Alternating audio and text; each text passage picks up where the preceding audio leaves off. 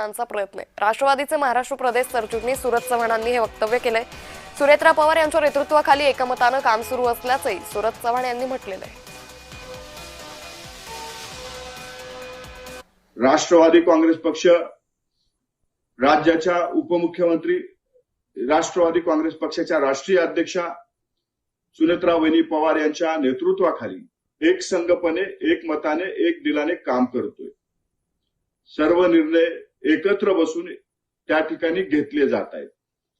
परंतु काही लोक जाणीवपूर्वक दिशाभूल करून पक्षाचे पदाधिकारी, कार्यकर्ते आणि महाराष्ट्राच्या जनतेमध्ये संभ्रम निर्माण करण्याचा प्रयत्न काही लोकांकडून केला जातोय।